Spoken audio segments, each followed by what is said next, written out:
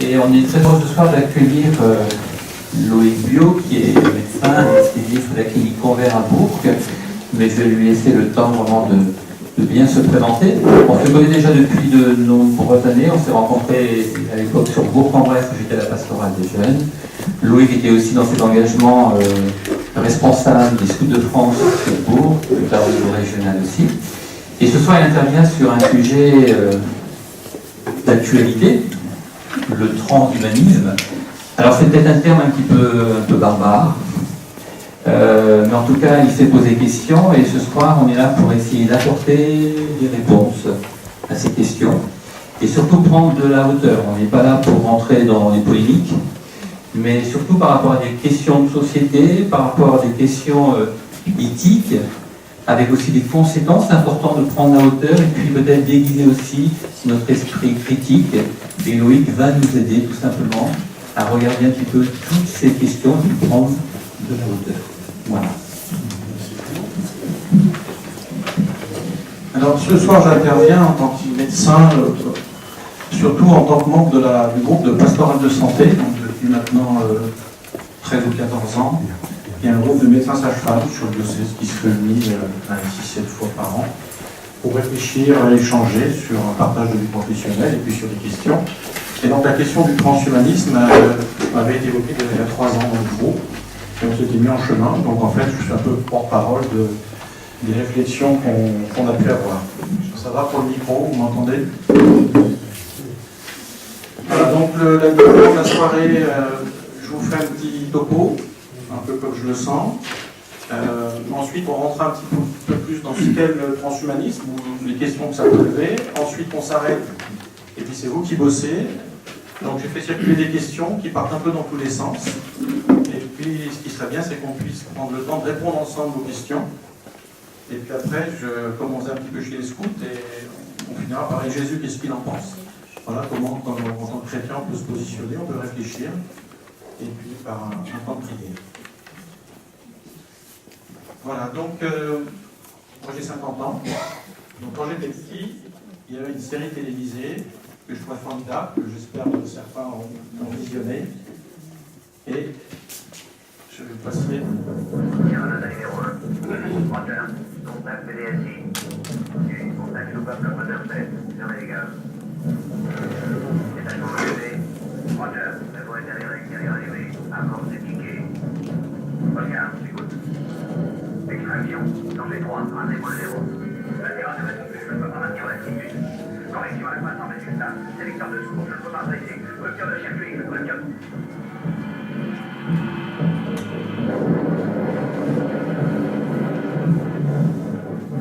Steve Austin, astronaute, un homme tout juste vivant. Messieurs, nous pouvons le reconstruire, nous en avons la possibilité technique. Nous sommes capables de donner naissance au premier homme bionique. Steve Austin deviendra cet homme. Il sera supérieur à ce qu'il était avant l'accident. Le plus fort, le plus rapide, en un mot, le meilleur.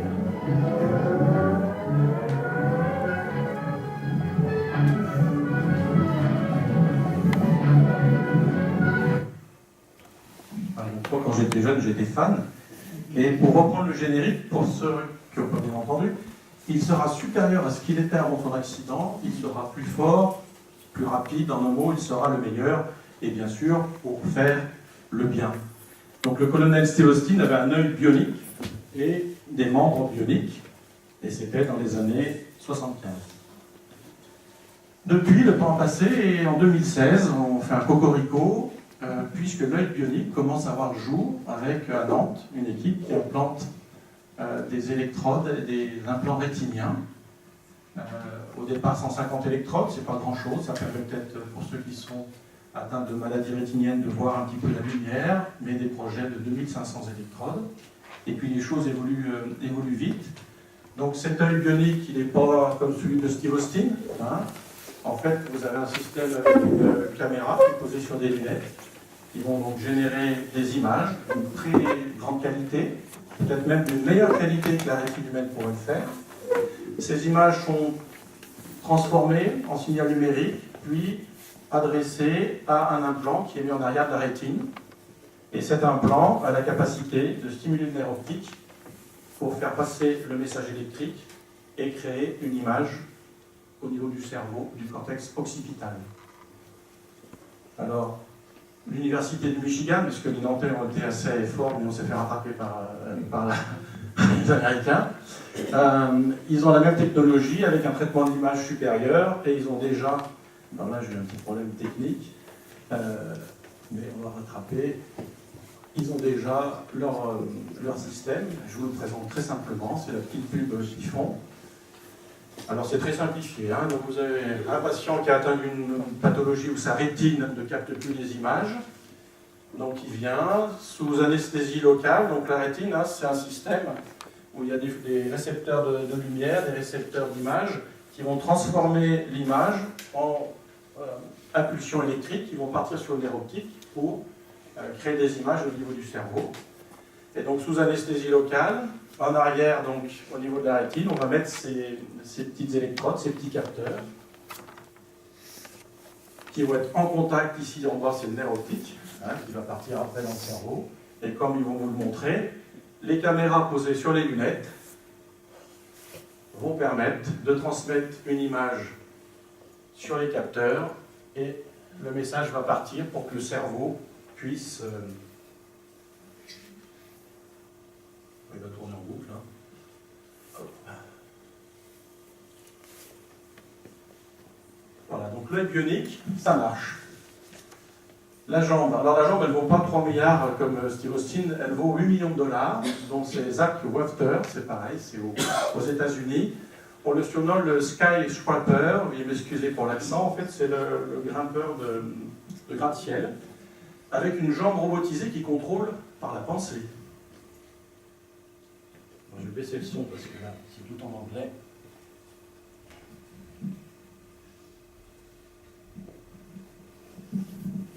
Voilà, donc ce jeune homme a perdu une jambe.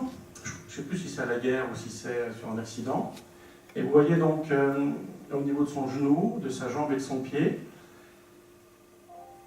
une jambe bionique, comme le colonel Austin, qu'il dirige par la pensée. C'est-à-dire qu'on est arrivé à, quand il pense vouloir lever la jambe, tourner la jambe pour récupérer le ballon de foot ou monter un étage, c'est uniquement par sa pensée, conduction de l'influx nerveux, et sa prothèse reçoit cet influx nerveux qui vient de son cerveau pour que le mouvement, comme vous le voyez, soit, je ne dirais pas naturel, mais soit au moins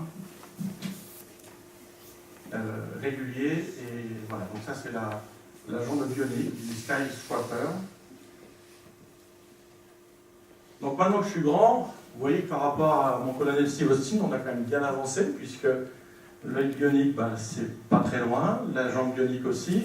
Dans un premier temps, je voulais juste vous présenter un rapide tour d'horizon des potentialités technologiques, avec les répartitions un petit peu, on ne rentrera pas trop dans le détail, pour montrer que la technologie, dans le domaine de la santé, nous apporte énormément de choses. Alors, quand on parle de nanotechnologie, on parle de technologies qui sont miniatures. Des technologies qui sont très petites, si petites qu'on peut les mettre dans un œil, qu'on peut les mettre dans un corps humain. Donc on a des micropuces qui sont implantées sous la peau. Voilà ce petit timbre-poste là, qu'on vous met, et qui va vous donner en continu la fréquence cardiaque, la température, le taux de glycémie, la pression artérielle, l'exposition aux UV, etc., etc. Donc ça a été breveté à l'EPFL à Lausanne, chez nos voisins suisses. Pour la maladie de Parkinson, on a possibilité, dans la maladie de Parkinson, vous avez une partie du cerveau qui ne sécrète pas assez d'un neurotransmetteur qu'on appelle la dopamine. Donc souvent les gens ils prennent des cachets qui contiennent de la dopamine, c'est un peu ça le principe de traitement. Et là en fait, en mettant des électrodes sous anesthésie locale, au niveau de cette zone un petit peu déficitaire, avec un système de stimulation, vous allez augmenter la sécrétion locale de dopamine. Donc plus besoin de prendre de cachets par la bouche. On a la même chose sur le diabète. Le diabète, c'est un déséquilibre du sucre. Quand vous avez un capteur qui va vous donner le taux de sucre en continu, vous pouvez très bien mettre une boucle avec un petit boîtier d'insuline. L'insuline, c'est l'hormone qui réduit le sucre, qui est déficitaire souvent dans le diabète, pour qu'il y ait un système d'autocontrôle qui permette d'avoir une régulation de la glycémie. Ça, c'est les nanotechnologies qui le permettent. Les questions qui sont un peu plus compliquées, qui bougent beaucoup, c'est la génétique. Vous savez que maintenant, le génome est connu, totalement connu, et qu'on a beaucoup progressé sur ce qu'on appelle le séquençage, c'est-à-dire le couper, le découper, pour enlever des parties éventuellement qui sont jugées anormales, et en mettre d'autres qui sont jugées normales. C'est ce qu'on appelle la thérapie génique. Alors certains ont entendu qu'il y a un outil un petit peu révolutionnaire, mais surtout très facile à mettre en place, qui permet de découper l'ADN, qui est donc on va dire le code de notre système, de notre matériel génétique, un petit peu comme un couteau suisse, hein, pour ceux qui connaissent. Donc l'ADN, hein, c'est deux brins qui sont enroulés, qui portent l'ensemble de nos gènes, et on peut en découper des morceaux qu'on juge anormaux pour les remplacer par d'autres morceaux. Jusqu'à maintenant, c'était assez compliqué, et depuis maintenant, ces 3 ans, je crois, les choses se sont un peu simplifiées, donc ça se met à bouger énormément. Le problème de la génétique, c'est que souvent, quand on détecte facilement des gènes qui sont malades, ou des anomalies chromosomiques. Le problème, c'est que jusqu'à maintenant, on ne savait pas réparer ces gènes. Et la direction qui a été prise un petit peu dans la médecine prédictive, c'est que, en fait, comme on ne savait pas réparer le gène, on détruisait le malade pour éradiquer la maladie. Voilà, c'était une situation. Comme on ne pouvait pas réparer le gène, la personne est porteuse potentiellement d'une anomalie et va présenter un handicap. Actuellement, les décisions qui ont été prises, c'est plutôt d'éradiquer donc la maladie en détruisant le malade, si possible, avant qu'il soit né.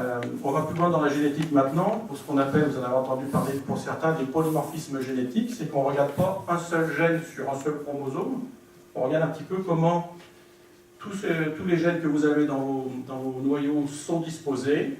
Et on a ce qu'on appelle des prédispositions à la maladie, c'est-à-dire qu'avec un séquençage de votre génome, on peut vous dire vous avez un risque accru d'avoir une maladie d'Alzheimer à 48 ans, ou un cancer du sein à partir de 50 ans, etc. etc. Donc ça, c'est la médecine préventive. L'idée, c'est si on détecte tôt une maladie, on espère toujours pouvoir la traiter. Et quand on va un petit peu plus loin, cette recherche décryptage génétique, hein, c'est un petit peu les films d'anticipation, mais qui ne sont pas si loin que ça, où en fait, on va pouvoir sélectionner les gens sur ce qu'on appelle leur carte génétique, en éliminant ceux qui ont éventuellement des fragilités ou qui peuvent développer des fragilités, puis en sélectionner d'autres sur d'autres critères. Donc, il n'y a pas que les médecins qui travaillent sur la génétique. Par exemple, Google, qui sont très engagés dans le transhumanisme, sponsorise des études. Et c'est là où ça commence un petit peu à poser question, sur l'étude génétique des patients qui sont en bonne santé. Jusqu'à maintenant, on étudiait la génétique des patients qui portaient une maladie ou qui allaient porter une maladie. Actuellement, donc, on s'intéresse, depuis juillet 2016, sur Google, récupère l'ADN de milliers de volontaires pour dresser un petit peu la carte génétique du sujet en bonne santé. Voilà, pour en faire quoi, on verra plus tard. D'autres choses se posent dans la génétique, des questions, c'est sur le tri et sur les prédispositions à caractéristiques positives. Autre recherche sponsorisée par Google, c'est qu'ils demandent à des grands sportifs de talent de leur donner des cellules pour que dans leur noyau, ils regardent un peu comment sont disposés leurs gènes pour savoir si, par exemple, il n'y aurait pas un polymorphisme ou un gène du sport ou un gène du talent dans le sport.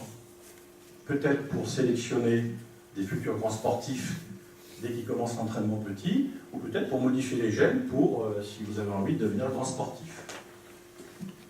La génétique s'intéresse aussi au limitement du vieillissement cellulaire, parce qu'il y a pas mal de données qui ont changé. Avant, on pensait que la mort cellulaire était programmée, on appelle ça l'apoptose dans vos langages à nous. Et en fait, on s'est rendu compte que le vieillissement cellulaire n'est pas qu'une question d'usure. En fait, la mort cellulaire de nos cellules, qui se régénèrent régulièrement, c'est programmé, c'est programmable. En fait, si on prend par exemple un poumon, il y a plein de cellules dans un poumon, il y a des cellules qui vont se détruire, qui vont régulièrement être reconstruites, et puis il y a un moment, c'est ce qu'on appelle nous le vieillissement, où il y a moins de cellules qui sont reconstruites, donc la capacité pulmonaire, l'efficacité pulmonaire diminue, et on pensait que c'était le vieillissement du poumon, la vieillesse habituelle. En fait, c'est un peu plus complexe que ça, il y a deux déterminations, il y a la génétique, et l'expression de certains gènes va faire que le vieillissement cellulaire va s'accélérer ou ne va pas s'accélérer. C'est ce qui explique qu'on a des centenaires qui sont en bonne santé, puis des centenaires qui sont en bonne santé. Et puis les facteurs environnementaux, bien sûr, hein, c'est pas si simple. le tabac, l'amiante, la pollution, tout ça va faire que l'expression et la régulation de la mort cellulaire va se modifier. Toujours dans la recherche pour limiter le vieillissement cellulaire, il y a pas mal de choses qui ont été faites chez les souris. Alors, ils sont arrivés en modifiant... Alors, un gène, en fait, on peut le stimuler ou le ralentir. C'est-à-dire que si on le stimule, il va plus s'exprimer, et donc du code qui va donner à la fabrication, il y aura plus de telle protéine, ou le ralentir. Donc, chez les souris, ils modifient l'expression de certains gènes et ils augmentent de 25% la durée de vie des souris. Certains médicaments que certains dans cette pièce ont sûrement, la metformine, qui est pour le diabète, alors un avantage, en plus d'améliorer l'équilibre diabétique, c'est diminuer l'expression chez la souris de certains gènes et augmente aussi la durée de vie. Donc on voit bien que les choses deviennent un petit peu intéressantes, mais peut-être préoccupantes. Hein, donc la souris de gauche, ça a l'air bien lui marcher, hein, peut augmenter un petit peu sa durée de vie. Puis celle de droite, on ne sait pas bien ce qui lui est arrivé. Alors, autre point dans la technologie, ce qu'on appelle les biotechnologies, c'est l'interface technique-vivant, c'est ce qu'on a vu avec notre skyscraper, là c'est les greffes d'organes. Alors, cœur artificiel, vous en avez aussi entendu parler. Pour l'instant, ce n'est pas tout à fait autonome, mais les cœurs qui ont été implantés, je crois qu'il y a eu quelques dizaines de jours de survie, puis ils ont arrêté pour l'instant le programme, donc ils vont y réfléchir. Et puis un exemple assez connu de Oscar Pistorius, hein, c'est un athlète d'Afrique du Sud, on y reviendra plus tard, c'est le coureur le plus rapide du monde sans jambes. Donc Oscar Pistorius, c'est une personne qui, quand il est né, avait une malformation au niveau des deux jambes, il lui manquait les deux péronées et une partie du tibia, et donc il a été équipé de 2 prothèses, alors des prothèses simples avec des lames, hein, ce ne sont pas les prothèses commandées par la pensée, et il est devenu athlète de très haut niveau, puisqu'il a même demandé à concourir avec les valides, et de plus être qualifié de handicapé.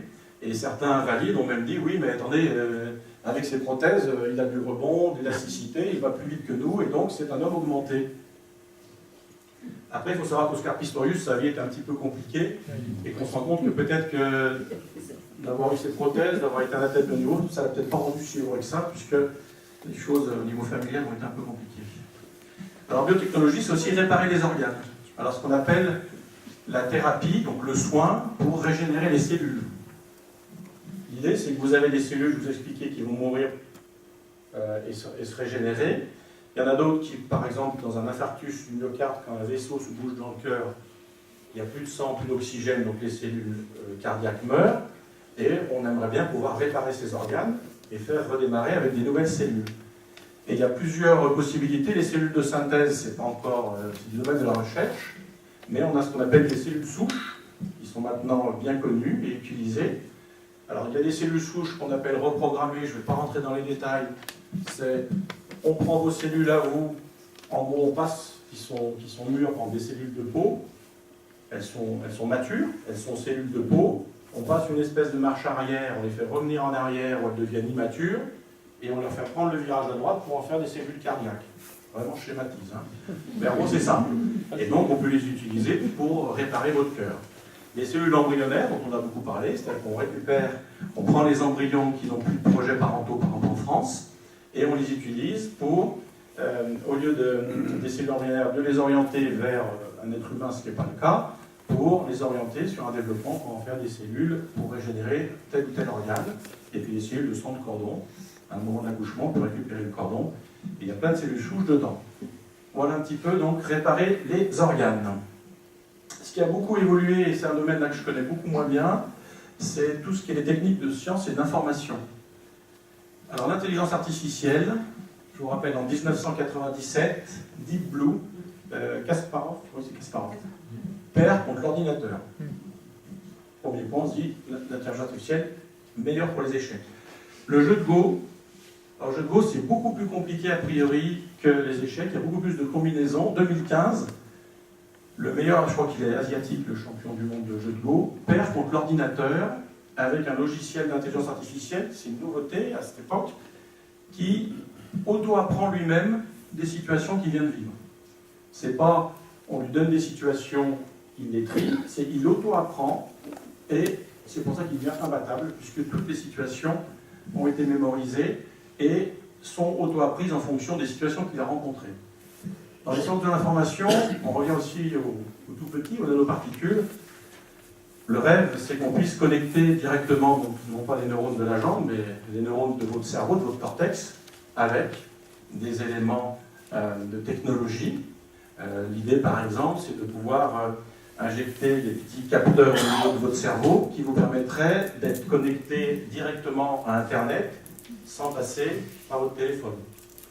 Du style, vous fermez les yeux, vous êtes sur Google et ça y est, vous avez Dr Bio, transhumaniste qui apparaît devant vous. Voilà, donc ça c'est quelque chose qui pour certains sera possible. Les grandes recherches aussi ou les grandes interrogations un petit peu quand on va un peu plus loin, c'est sur les possibilités de transférer la mémoire ou la conscience sur un ordinateur. Il y avait le film Transcendance qui était très intéressant. Je crains le jour où la technologie passera à l'homme. En gros, ce chercheur voulait, pour sa transcendance, parce que son corps avait une finitude, mettre tout ça dans un ordinateur en attendant éventuellement que ça soit réinjecté chez une autre personne. Et il y a des gens qui sont très motivés et qui pensent que dans les années 2030, ce que je vous ai dit par rapport au fait d'avoir des petites puces à l'intérieur qui nous permettent d'aller sur Internet directement, ce sera possible. Et il y avait un conseiller d'Obama, là je vais vous mettre son nom, là, c'est Miles Kurzweil, qui est un conseiller d'Obama, qui est à fond là-dedans en disant un système de pensée hybride biologique et non biologique de type cyborg va se mettre en place d'ici 2030. En gros, il n'y aura plus ce téléphone-là, il sera quelque part en façon miniature. Ah, ça, c'est du projet. L'objectif, quand même, de tout ça, c'est de se rapprocher de l'immortalité. Soit en intégrant la technologie, soit en modifiant le génome, soit en réparant les organes, et puis peut-être de créer un être nouveau. La une du Time, il y a quelques années, c'était « Can Google solve death ?» Est-ce que Google peut faire disparaître la mort? Voilà, il y a quand même une espèce de recherche de transcendance sur l'immortalité. Et certains idéologues vont nous dire, dans la course, on ne sait pas quoi, mais dans la course, peut-être la course qu'il y a au-dessus, là, l'être humain aura deux choix, pas exclusifs l'un de l'autre, soit l'eugénisme biologique, c'est-à-dire sélectionner, notamment par la génétique et par la biologie, des êtres qui auront des capacités augmentées ou des capacités particulières, ou augmenter les gens grâce à la technologie. Alors, si vous avez suivi, le champ d'action un petit peu de la technologie, c'est les nanotechnologies, la biotechnologie, les sciences de l'informatique et les sciences cognitives, NBIC, c'est ce qui revient un petit peu dans tous les topos. Dans la vie de tous les jours, il y a quelques exemples de ces évolutions technologiques. La peinture sur laquelle la poussière n'adhère pas. Il y a des jeux aussi, des concours qu'ils font, notamment aux États-Unis, où ils transfèrent les odeurs. Par exemple, vous avez du raisin qui va sentir la pêche. Et tout ça, c'est par manipulation qu'ils arrivent à faire ça. Les textiles qui changent de couleur avec la température. En fait, ce qui a beaucoup changé ces derniers temps, c'est que tous ces chercheurs étaient souvent tous séparés, avec peu d'échanges d'informations, et qu'avec l'évolution de l'informatique et des échanges d'informations, maintenant, ça va très vite. Donc ça peut donner le vertige, mais il faut rester bien tranquille, parce qu'il y a beaucoup de mythes qui sont véhiculés quand on parle de transhumanisme, et la réalité scientifique est souvent un petit peu quand même plus rassurante. Ça va?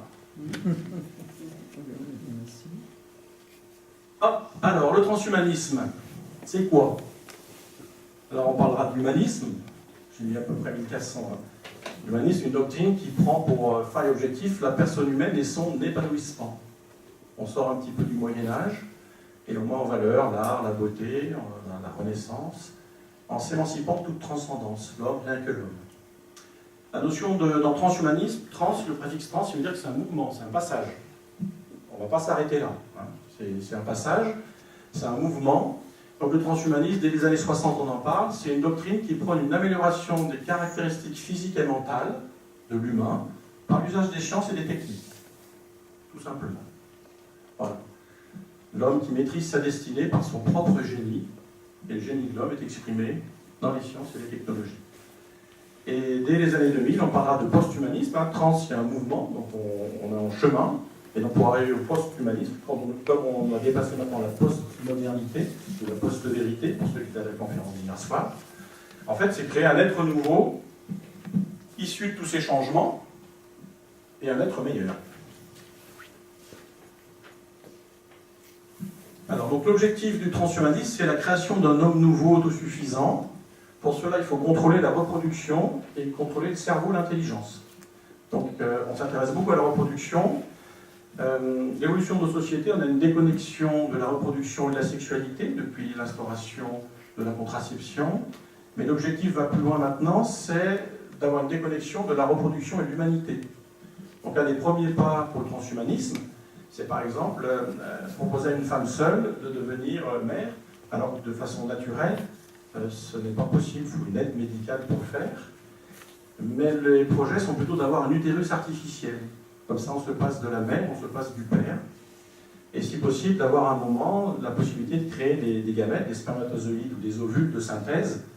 Et donc, dans ces cas-là, la création d'un être humain devient totalement indépendante de l'humain. La vie n'est plus un don reçu des parents, même s'il y a des donneurs dans la PMA, c'est une création complète.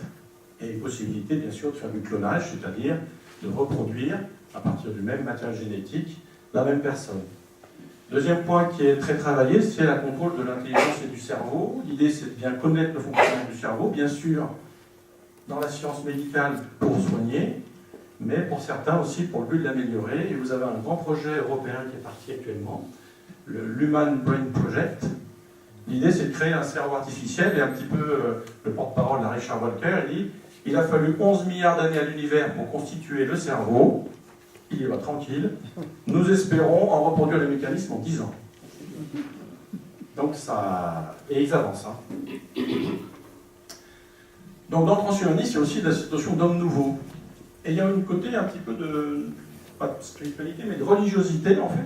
Ce serait un peu comme une nouvelle religion, mais transversale, de l'homme vers l'homme, de l'homme vers la machine. Et c'est une gnose moderne, une approche qui permet de rejeter la condition corporelle et spirituelle de l'homme.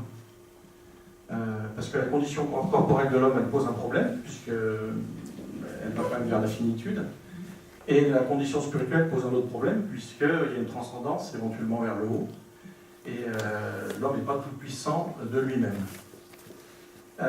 Les idéologues transhumanistes, ils vont loin. Hein. Ceux qui décideront de rester humains et refuseront de s'améliorer constitueront une sous-espèce et formeront les chimpanzés du futur. Ils ont peur de rien, ils y vont fort. Hein. Vous pouvez y aller. Voilà. Je vois quelques chimpanzés autour de moi, c'est bien. Alors pourquoi c'est pensé, pourquoi ça marche bien, pourquoi ça évolue comme ça? C'est ça qui est important ce soir, c'est de se poser des questions, c'est de reprendre un peu l'historique.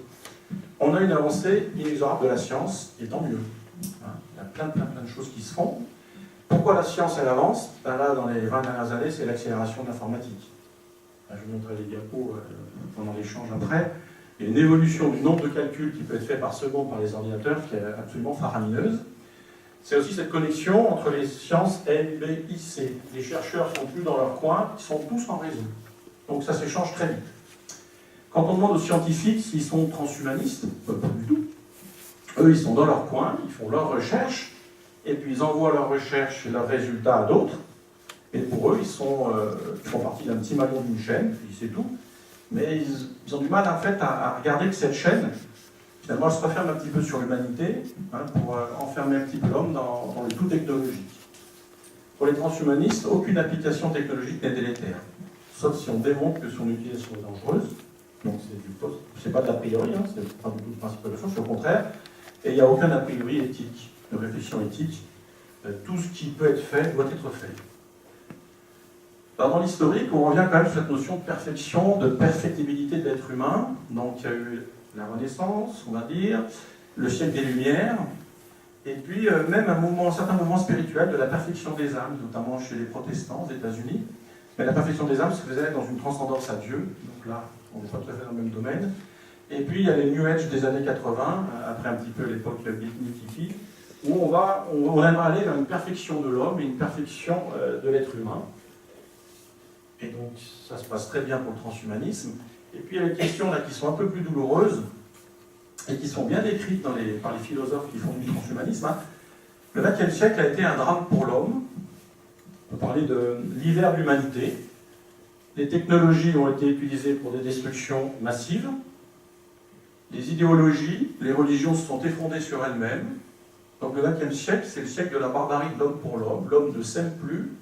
C'est le siècle de la désespérance. Et c'est cette désespérance envers l'homme qui fait le lit, tranquillement, des réflexions et d'évolution transhumanisme. Il y en a même M. Truong, là, je crois qu'il est américain, qui dit « Après Auschwitz, il n'est plus possible de trouver désirable un futur à visage humain. Que l'homme soit encore l'homme, voilà, en vérité, le comble du désespoir. » C'est-à-dire qu'ils sont quand même, voilà, il faut recevoir ça, hein. Ils sont quand même dans la désespérance en disant l'homme c'est bon, voilà, l'homme a été créé, on ne sait pas par qui, par quoi, il faut tourner la page. Voilà, on a montré ce qu'on savait faire, il faut tourner la page. Donc, ce n'est pas gênant si la science nous amène ailleurs. On a aussi un réceptacle de ces idées transhumanistes dans nos sociétés néolibérales. Ça, c'est découvert récemment. Le capitalisme dérégulé favorise énormément la consommation des nouvelles technologies. L'idée, quand même, c'est de rendre indispensable ce qui était futile hier. Et ceux qui ont déjà quelques années peuvent vous dire qu'il y a plein de choses qu'ils utilisaient il y a 10, 15, 20 ans qui sont maintenant devenues totalement indispensables. Avec toujours cette notion, l'être humain est assez formidable, on a des milliers de désirs. Par rapport à un animal, il y en a tout le temps, des désirs dans tous les sens. Ces désirs, on a différentes façons de les accueillir, ça peut créer une frustration. Et si vous avez la réponse à la consommation qui vous est proposée, vous allez répondre à la frustration par la consommation. Cette consommation va vous permettre d'accueillir des nouvelles technologies, et puis en fait, vous vous rendez compte que vous avez toujours des nouveaux désirs qui vont arriver, une espèce de martingale qui se met en route, désir, frustration, consommation, nouvelles technologies, et dans nos sociétés néo-capitalistes, néolibérales, ça prend sa place. Il faut savoir que quand on dit technologie, on dit financement. Obligatoirement, on dit argent, puisqu'il faut investir pour faire des recherches, pour faire des découvertes. Et argent dit souvent recherche de profit. Voilà, c'est la loi, c'est comme ça. Et il y a peu de situations où on arrive à en sortir. Un autre point qui est intéressant, c'est qu'on a mis à peu près 8000 ans pour arriver à une marchandisation de la Terre. Marchandisation de la Terre, en gros, tout a été à peu près acheté, tout à peu près conquis, tout est à peu près géré. On arrive à un épuisement des ressources naturelles, on parle du pétrole, mais il y a d'autres choses, avec une pollution importante, qui crée finalement des conditions qui seront peut-être invivables pour l'Homo sapiens non augmenté. Mais quand on a épuisé un petit peu tout ce qu'on pouvait faire avec la Terre, on s'est rendu compte qu'au niveau de la consommation, il y avait la marchandisation du corps qui pouvait devenir intéressante. C'est un nouveau marché depuis 10-15 ans, et finalement maintenant le corps apparaît comme un patrimoine où on peut investir. Donc le but c'est d'augmenter le corps, de le décorer, et vous avez un développement qu'on voit dans nos sociétés, du soin, très bien, des soins de confort, de la chirurgie esthétique, du tatouage, de toutes ces choses où les gens finalement investissent dans leur corps. Ce corps qui est pour certains un sarcophage un peu limitatif, qui fait penser quand même à la finitude, parce qu'à un moment il va nous entraîner vers la déchéance et vers la mort, et donc c'est un patrimoine et on investit dans son corps.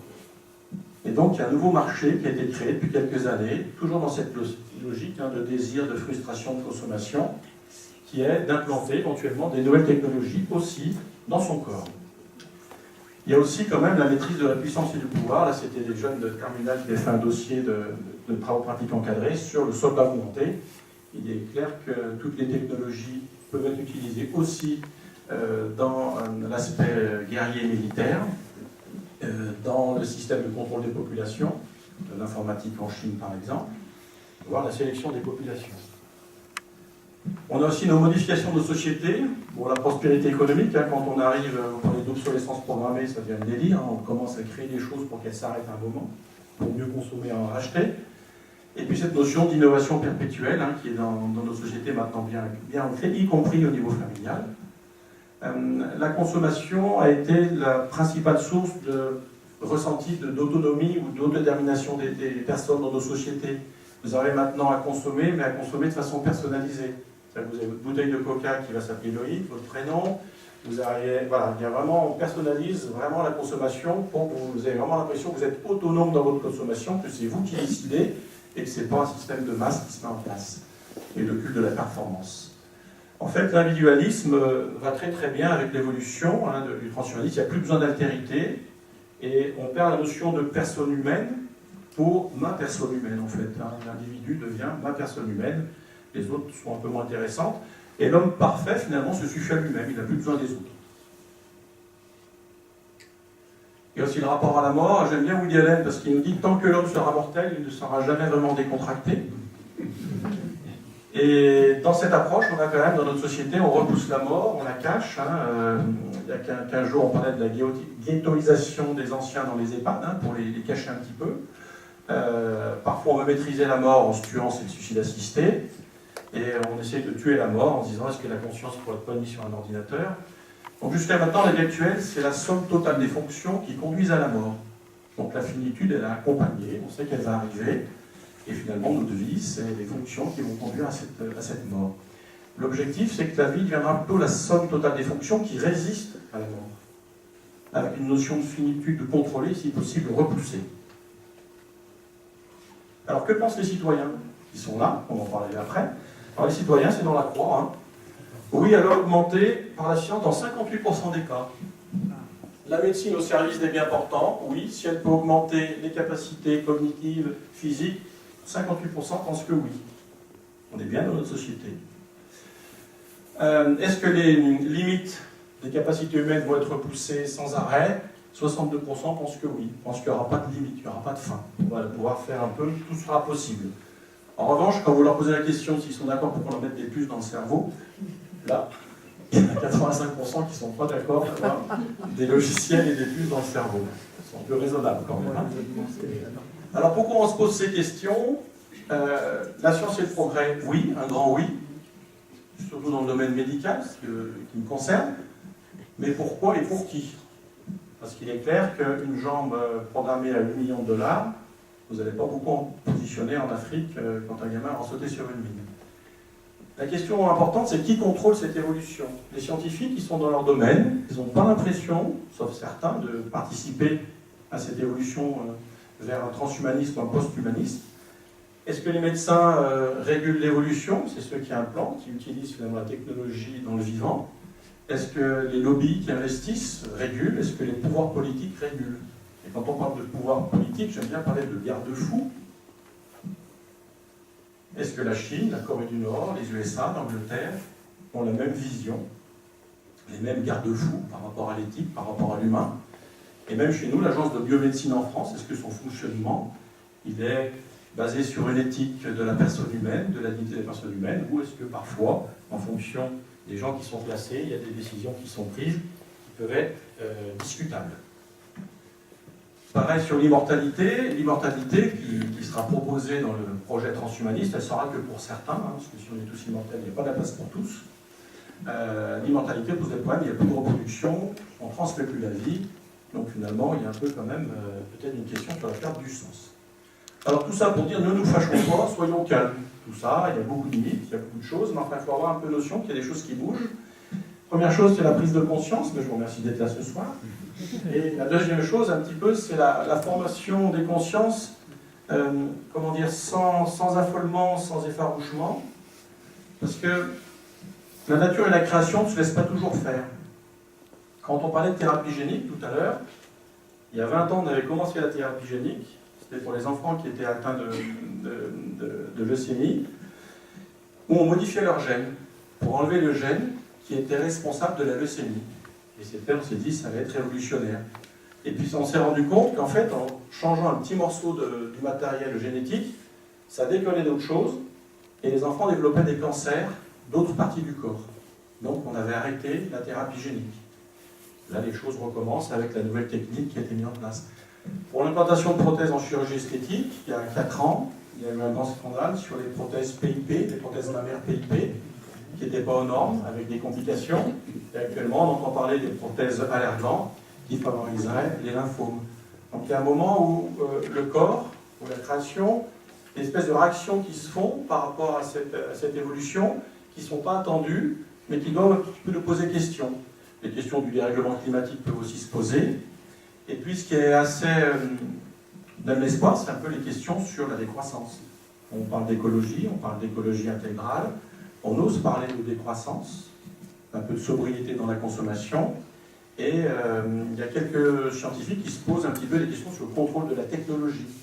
Alors il n'y a pas grand-chose, il y a en 1997, à Oviedo, des scientifiques de tous les pays qui ont signé un document comme quoi sur la recherche sur l'embryon, il ne fallait pas que les modifications mises dans un embryon puissent être transmissibles à sa descendance. mais c'est déjà remis en cause. Et puis en 2015, il y a des scientifiques qui ont voulu faire une charte éthique, mais bien sûr, il faut que ça soit mondial, parce que tout de suite, ça pose des problèmes, et pour l'instant, chacun fait un peu dans son coin. Alors, je regarde l'heure. Ça va pour l'instant? C'est une grosse introduction. Hein. Quelques questions, réflexions d'emblée? On préfère les chimpanzés. Comment s'organiser entre chimpanzés du coup? Bon, alors, vous savez, les chimpanzés dans la planète des singes, c'est les singes mangés qui reprennent le pouvoir. Quand il y a eu la truc atomique, là. Donc il y a toujours de l'espoir. Donc là, je vous avais préparé, pour dynamiser un petit peu l'échange, des questions. Vous les avez. Certaines vont vous parler, certaines vont vous passer complètement à côté. C'est fait pour, parce que quand on vient en conférence, on ne sait jamais bien qui va venir et ce que vous amenez avec vous. L'idée, c'est qu'on va les prendre une par une, et puis vous y allez, vous dites des choses. Ça vous va? Alors, quand ai-je changé de téléphone portable et pourquoi?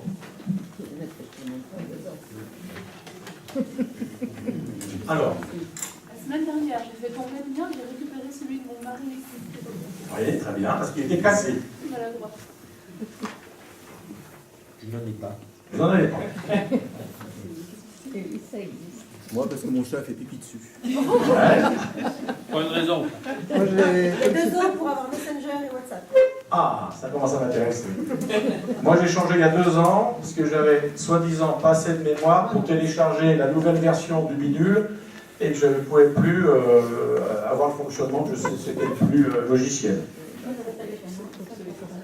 Il y a un ancien portable à clavier avec des touches, et chez vous, vous avez le téléphone avec le rond comme ça?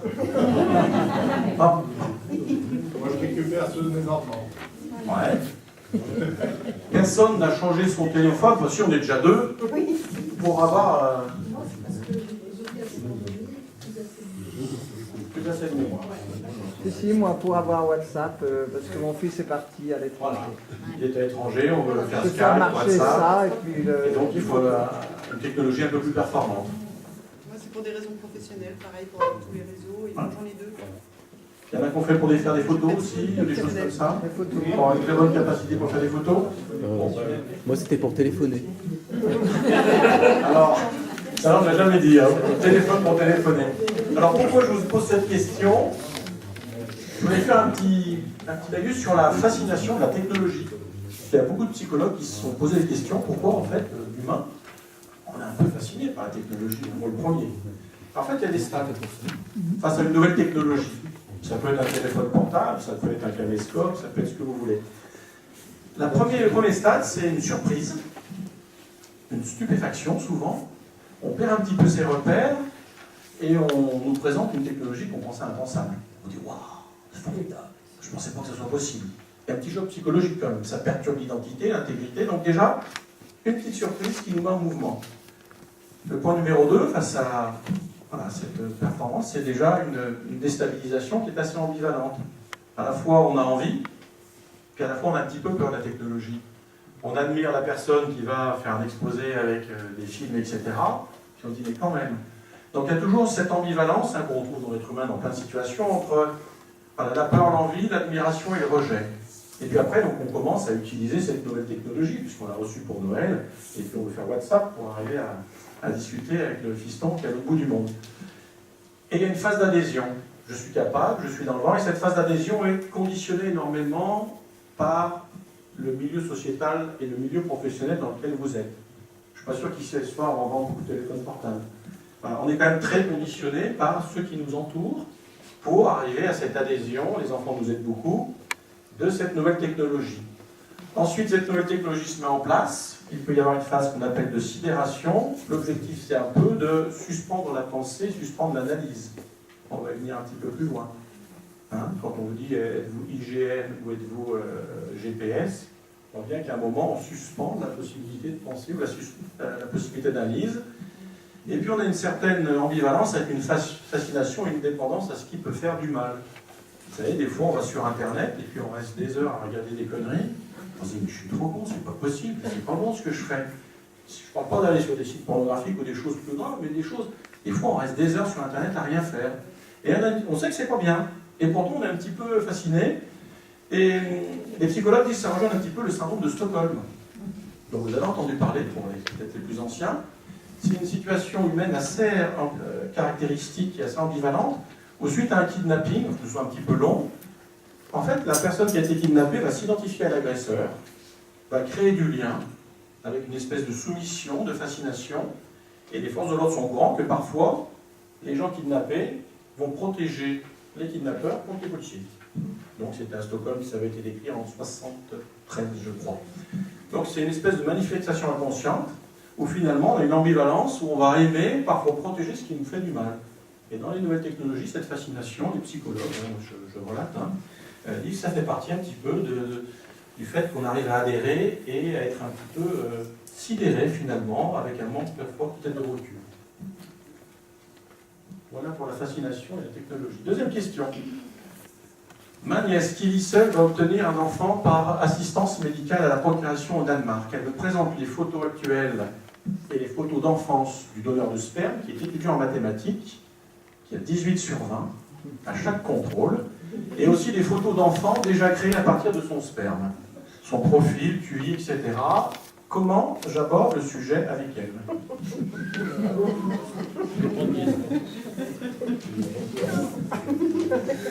Non, ferme la porte. Alors, Krios, la plus grande banque internationale de sperme dans les pays nordiques, au Danemark. Donc, j'invente rien, vous allez voir. Quelle couleur de cheveux, quelle couleur de yeux, comment vous voulez son visage, voilà le donneur quand il était enfant. Vous pouvez entendre le son de sa voix, vous pouvez voir les enfants qui ont déjà été créés à partir de son sperme. Vous avez aux États-Unis ce qu'on appelle des designers de bébés, c'est-à-dire qu'à partir de votre profil génétique et de vos souhaits de l'enfant idéal, ils vont vous proposer tel ou tel donneur avec tel ou tel tarif. Donc comment vous parlez de ça avec votre petite fille, votre fille, petite nièce? Bruno. Oh.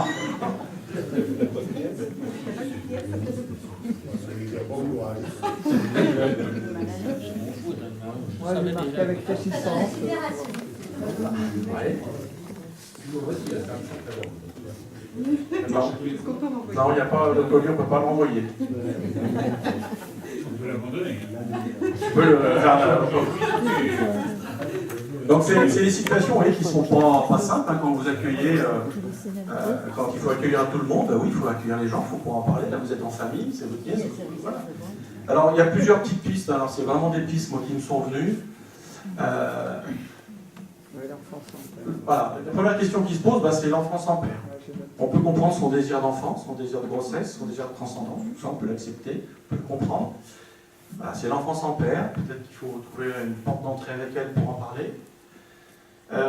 Dans cette démarche, on choisit à l'avance, il y a une espèce de prédestination de l'enfant.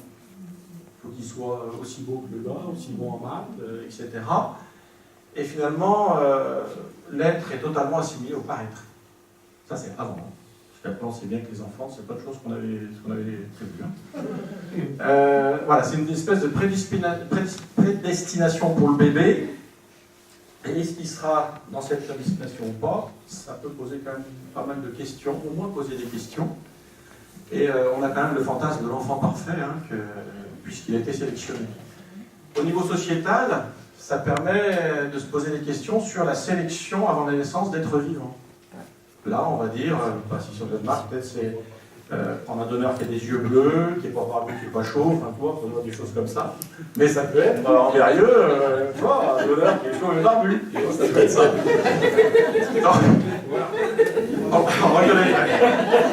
Non, le problème que ça pose, c'est le business. Parce que tout ça, c'est derrière du business. C'est-à-dire que le donneur de sperme, son don de sperme, il peut faire jusqu'à 3 fois par semaine. Ils sont implantés dans les campus universitaires.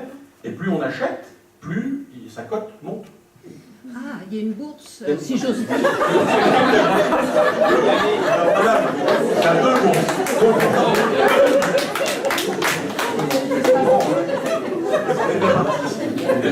Voilà, donc il y a... questions qui se posent, en plus des questions du business. Si votre petite nièce elle n'a pas les moyens, elle va emprunter à la banque pour acheter le sperme de celui qui a les yeux bleus, qui a 18 sur 20 en maths. Mais est-ce qu'elle sera plus heureuse, pour l'interrogation, et est-ce que l'enfant sera plus heureux? Voilà, ça mérite réflexion. Alors, la plupart des gens se posent pas de questions, hein. Ils font leurs commandes, ils font leurs affaires. En France, ça sera bientôt remboursé par la sécurité.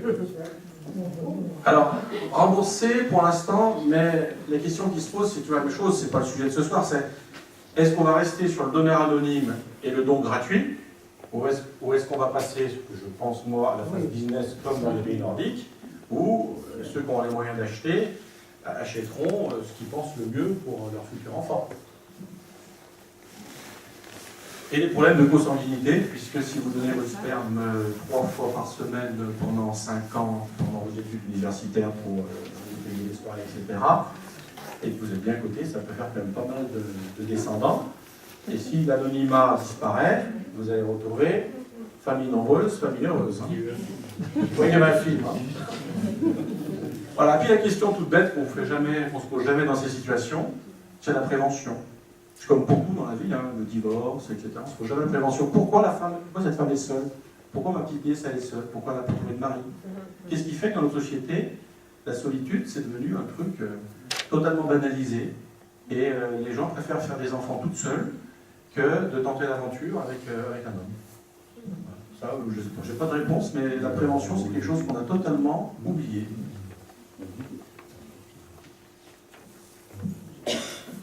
L'enfant est une marchandise dont on peut se débarrasser quand on n'a plus envie. Alors pour l'instant, non.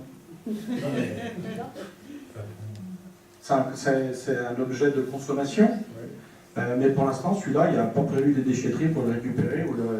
Non, la suite, on l'a pas. Hein.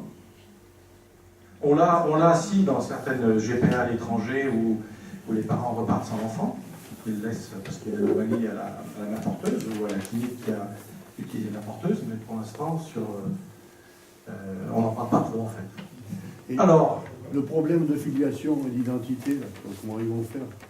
Eh bien, si vous avez la réponse, je suis pas là. Ça a posé la question.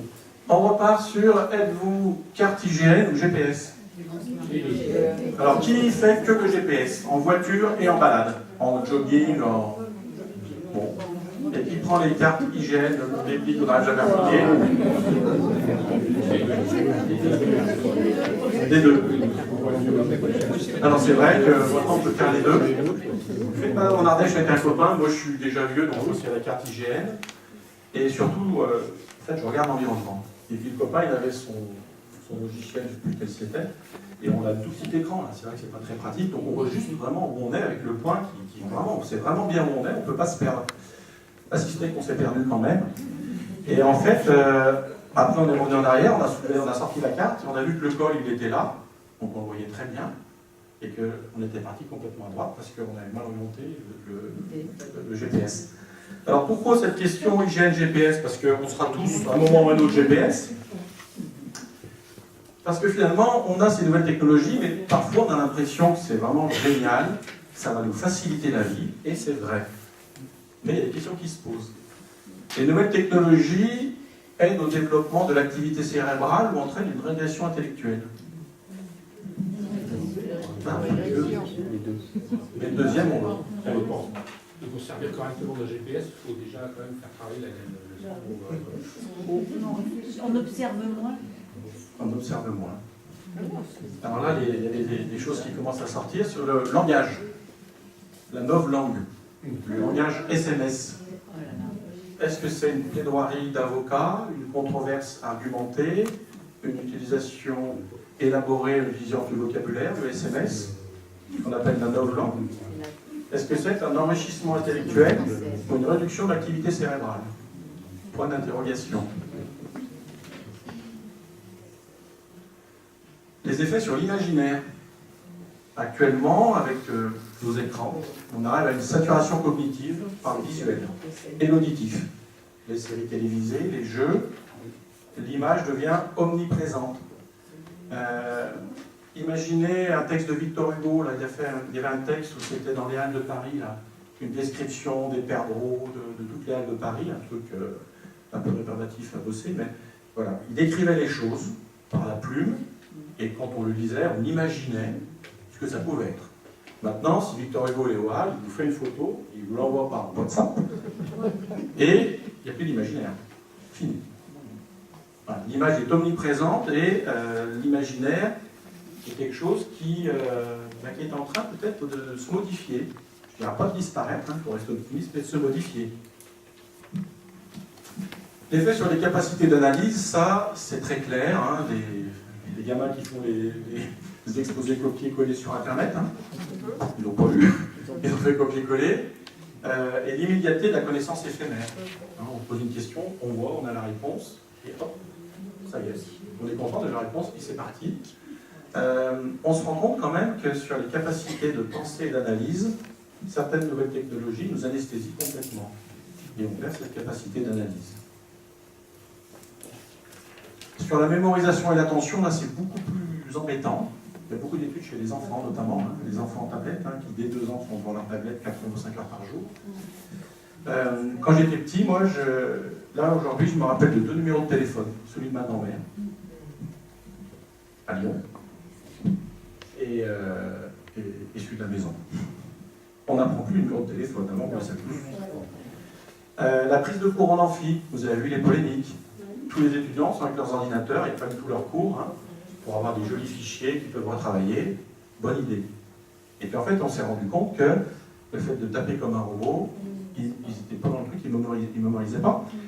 Et en plus, ils sont connectés sur le site de l'université, donc ils reçoivent leurs emails, les alertes YouTube sur la dernière pitrerie du voisin, etc. Et ils sont totalement, ils sortent du cours, ils n'ont rien. Enfin si, ils ont un joli truc tapé à la machine. Et donc, dans certains cours, ils interdisent les ordinateurs portables pour obliger la personne humaine à écouter le professeur, à réaxer sa sensorialité pour l'attention et la mémorisation et la compréhension. Et l'effet sur la sociabilité, quand ça va trop vite, le cerveau humain, il n'a pas le temps de s'adapter. Et c'est ce qu'on voit chez les jeunes enfants. Par rapport à un cerveau animal, le cerveau humain, il s'est développé avec des choses comme l'empathie, comme la fraternité, comme la relation à la mort. Il y a plein de choses qui ont été démontrées. Il ne s'est pas développé n'importe comment, il s'est développé, il y a certaines parties qui se sont développées grâce un petit peu au fait qu'on soit humain. Les jeunes enfants qui se retrouvent totalement axés sur leur tablette avec leur visuel, leur auditif d'un monde qui trépide, ont des problèmes de sociabilité, problèmes d'altérité et de vivre avec les autres. Donc les questions voilà, commencent à se poser, de savoir, on va induire des pathologies psychologiques graves chez les enfants uniquement par le fait qu'ils ont passé 5 heures. Voilà. Alors c'est comme tout, hein, 4-5 heures, c'est pas tous les enfants de 2 ans qui font 4-5 heures sur les tablettes. Il y en a qui peuvent faire des jeux éducatifs, des jeux pédagogiques pendant quelques temps. Mais c'est vrai que la limite et le contrôle sont quand même... puisque les adultes étant déjà fascinés, les enfants sont un petit peu derrière, livrés un peu à eux-mêmes sans avoir l'éducation qui permet. Autre question. Enfin, j'ai mis la réponse. L'énergie nucléaire, révolution énergétique qui permet de se passer du pétrole ou drame écologique? Drame écologique. Il y a 20 ans, on disait révolution énergétique majeure. À cause des déchets qui sont enfouis sous la vie. Donc quelque chose qui, à 30 ans, était une technologie géniale qui allait nous faire notre indépendance énergétique. Il y a eu Tchernobyl, ça nous a mis un petit coup sur le casque. Et puis, il y a pour 100 000 ans de déchets. Alors, on va les mettre super au fond de la Terre. Hein, on va dire, voilà, chère Terre, création, écoute, tu vas récupérer pour 100 000 ans de déchets radioactifs. Donc, on voit bien qu'il faut quand même une certaine réflexion, un certain recul par rapport à toutes ces technologies, parce que ce qui est vrai le jour J, 30 ans après, on se pose des questions. L'Allemagne veut sortir totalement du nucléaire, nous, pas trop pour l'instant. Moi, j'ai pas de réponse, mais c'est vrai que les deux situations sont vraies. Allez, à vous.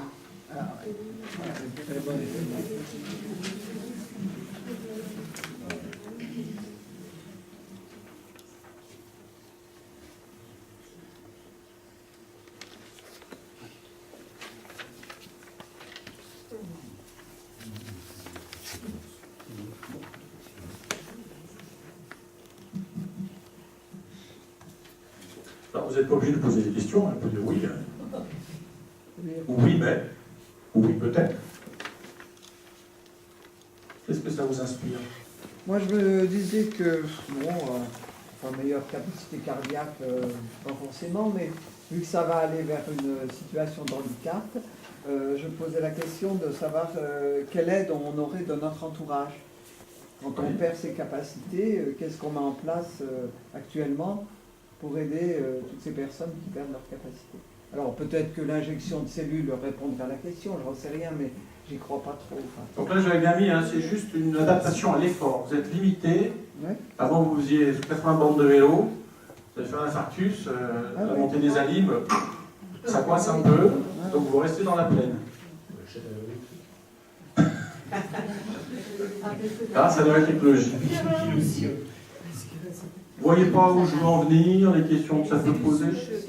Alors, les cellules souches viennent d'où? Voilà, on peut se poser la question, on peut dire, le médecin m'a dit que c'était super bien, je le fais. On peut se dire, mais, ok, très bien, les cellules souches, elles viennent d'où et qu'est-ce que ça va être comme conséquence? Est-ce que c'est des cellules souches qui viennent de l'embryon? Est-ce qu'il y a des cellules souches qui viennent du sang de cordon? Est-ce que c'est mes propres cellules à moi? J'ai passé à la marche arrière, qu'on les a remis pas matures du tout, et on est parti sur des cellules cardiaques. Et puis, est-ce qu'il va y avoir nécessité d'avoir un traitement immunosuppresseur? Puisque quand vous recevez des fois des organes ou des cellules de quelqu'un d'autre, eh bien, votre organisme les rejette, puisque ce n'est pas les vôtres. Voilà. Alors ça, c'est pas simple pour vous, puis c'est pas simple pour le médecin. Est-ce que je vais proposer, moi, aux patients, une thérapeutique qui peut les améliorer, c'est des souches embryonnaires, parce que ça me pose un peu des questions de conscience. Voilà. Déjà, le BABA, c'est de se poser des questions. Hein. Et en fonction du choix que l'on va faire, Alors, on peut se poser la question comme ça. il faut demander. Parce qu'on vous le dira peut-être pas.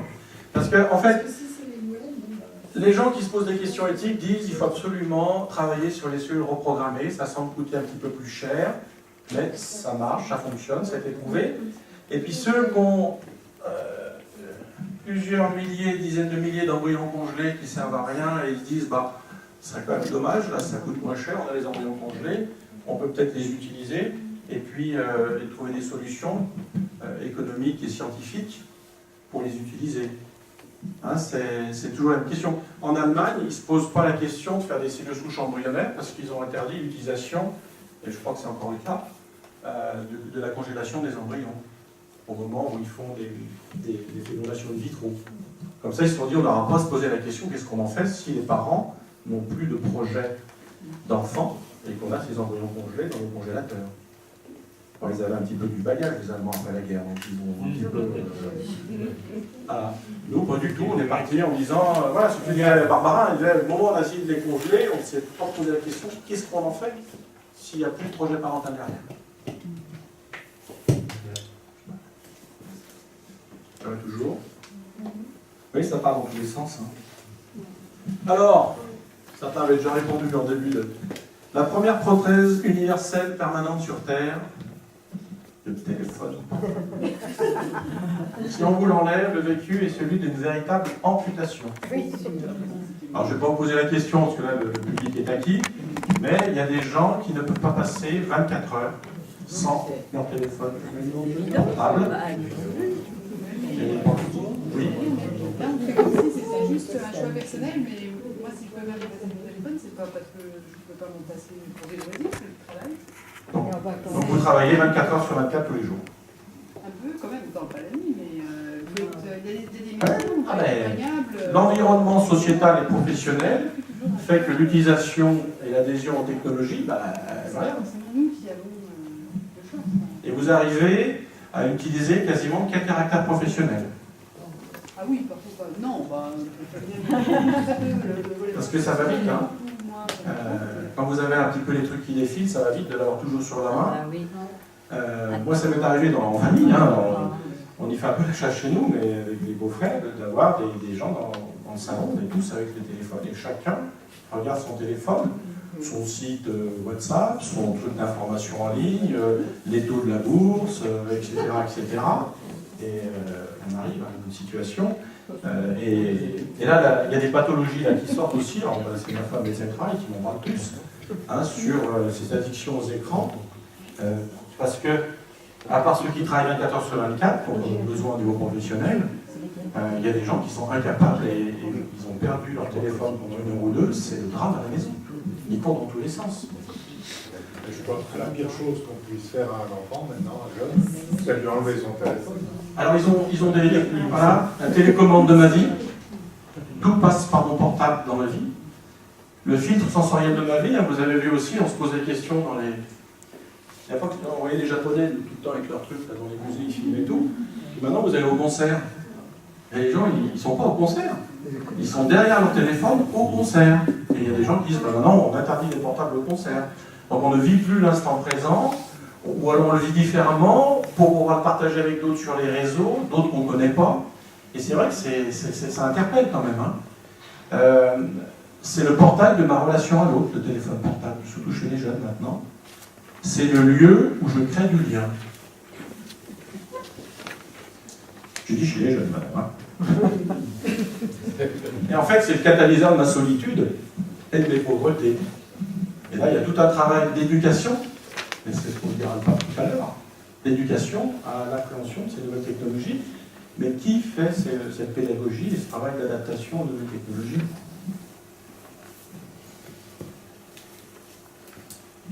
Alors, on part encore dans un autre sens. Donc Oscar Pistorius, l'athlète, vous avez vu que c'est une dame qui court très très vite. Quelle question éthique est survenue après le cas d'Oscar Pistorius, le coureur le plus rapide sans jambes? C'est pas par rapport au fait qu'il ait trucidé sa femme. Non, ça, c'est pas de l'éthique, ça, on en a discuté. Elle n'a même pas énervé. Elle n'a même pas énervé. Mais je pense que vous imaginez pas. Alors, vous avez une jeune fille, qui est aussi en Afrique du Sud, qui, elle, a eu un accident de scooter, de moto, et donc a été amputée du membre inférieur droit, et donc a une prothèse un peu comme Oscar Pistorius, et qui fait de l'athlétisme. Cette jeune fille, en 2014, elle a trouvé que ses performances étaient limitées, et elle a demandé à ce qu'on lui coupe la jambe gauche pour mettre une prothèse de l'autre côté, pour équilibrer et améliorer ses performances, et avoir un score, je suis désolé, de handicap plus fort, 2 jambes au moins, pour participer et changer de catégorie. Non, les chirurgiens ont refusé. Mais la demande, elle était dans une demande avec une souffrance en disant je ne peux pas améliorer mes performances, quand je fais le sprint, je suis instable. Et donc c'était une vraie demande. Une demande, il faut la recevoir, il faut venir à la demande. Voilà. Donc en fait, c'est ce petit exemple pour vous dire quoi? Un principe d'éthique tout simple. Tout déplacement d'un interdit ou d'une limite crée d'autres situations souvent imprévues initialement et susceptibles de demander des modifications des conditions initiales de mise en place. Donc au cas Pistorius, il a les 2 jambes mal formées, on lui met 2 prothèses, on le fait courir, il gagne, et cette jeune fille dit moi je veux qu'on me coupe ma jambe saine pour avoir 2 prothèses pour gagner. Donc tout se déplace. Donc c'est toujours la difficulté qu'on a en disant chaque fois qu'on va déplacer un interdit ou une limite, on pense qu'à l'instant T, ça va être verrouillé, que ça va bien se tenir, puis il y a des choses qui arrivent. J'ai entendu, oh, je ne savais pas que cette jeune fille a demandé qu'on lui coupe la jambe saine. Ça ne vous serait pas venu à l'idée peut-être. Dans d'autres cas, ça pourrait arriver. Je prends l'exemple, il y a des gens qui n'ont pas connaissance personnellement, mais un couple qui a des problèmes pour avoir d'enfants pourrait aussi avoir recours à des méthodes, n'importe lesquelles, jugées, et qui... Pour avoir des enfants. Oui. Et c'est le cas en France. C'est le cas en France. C'est autorisé, médicalement. Et des fois, ça peut se comprendre. Mais la compréhension, on est dans le cas là. On est d'accord. Des fois, la morale, l'éthique, ou la religion, ou le pape, etc., pourrait, voilà. Des fois, vu tellement l'envie qu'on a d'avoir d'enfants parce que les voisins en ont et nous on n'en a pas, voilà, je simplifie, voilà, et on pourrait avoir un recours à des méthodes. Je ne vais pas porter critique ni quoi que ce soit, mais voilà. Sans parler du pape, on sait bien. On a des situations où il y a ce qu'on appelle un mal ou des mots de condition par exemple, une femme et un homme qui sont en couple, lui n'a pas de spermatozoïdes ou elle a des problèmes de stérilité. Et donc, c'est une assistance médicale. Et puis, il y a des mots de situation, où la situation, je suis ma petite nièce, elle est toute seule parce qu'elle ne veut pas d'homme, elle n'a pas trouvé d'homme. Mais c'est pas médical. C'est un mot de situation sociétale. Des fois, on peut... voilà. Ah, mais il faut, chaque fois, il faut accueillir. Et les demandes sont toujours à accueillir et à alimenter. On ne peut pas dire... Mais ce que tu veux dire, Loïc, j'imagine, c'est... Bien sûr, Jean-François, mais, avec la possibilité qu'on a, tu peux avoir un mannequin qui dit « mais moi, je veux pas de grossesse parce que ça fait des grosses fesses ou je sais pas trop quoi, donc je fais mère porteuse. » Ou une femme très investie professionnellement, qui ne veut pas s'arrêter pour la grossesse et qui ne veut pas la doser. Voilà. Et on déplace. C'est tout... Voilà, c'est une situation, là, c'est un mal de situation. C'est pas une condition ou un souci de santé. Alors, les machines peuvent-elles prendre le pouvoir de la planète? Il y en a qui ont lu des choses sur le transhumanisme, etc. Alors, la singularité, c'est quoi? La singularité, ça fait que toutes les intelligences artificielles se connectent. Oui. Et deviennent, en fait, passer une nouvelle religion. Des gens qui adhèrent à l'idée qu'un jour, que chaque être humain doit donner le plus d'informations possible, doit alimenter le système jusqu'à ce qu'il y ait une super machine qui gérera toutes nos données et qui sera la singularité, donc qui gérera... Et c'est prévu en quelle année? Ah bah ça, je sais pas, ça dépend. Alors, 2045. Des prévisions, attention, c'est des prévisions, on est dans le mythe, on est parti. En gros, la singularité, c'est que finalement, les progrès de la technologie créée par l'homme, je le répète, il y a un moment où la technologie va s'émanciper de l'homme et va finalement surpasser totalement les capacités de l'intelligence humaine sur Terre. Et pour les transhumanistes, c'est prévu, là ils ont fait un petit cours, en 2045, les machines pourront se passer de l'être humain qui les a créés. Ils s'auto-créeront, s'auto-alimenteront, etc. Là, ce petit schéma, c'était pour montrer un petit peu l'évolution de ce qu'on appelle, attention, alors l'intelligence, le mot est un peu l'intelligence artificielle, on va dire le nombre de calculs mathématiques possibles par seconde. C'est un tout petit truc de l'intelligence, parce que bon, si quand on calcule les risques, on est intelligent. Et on voit bien que la courbe, elle part...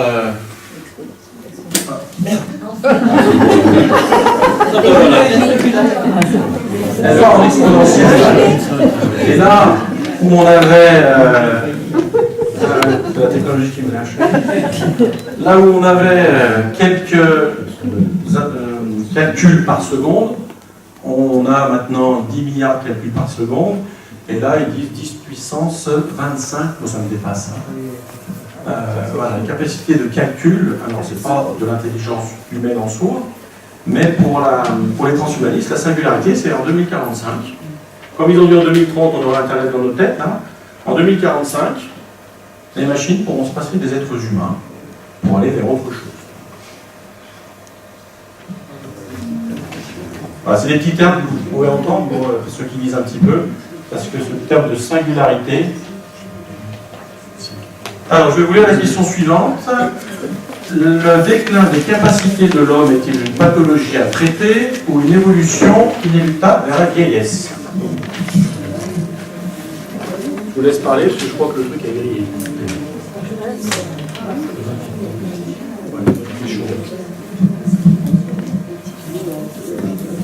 Comment vous voyez les choses? Les anciens et les moins anciens.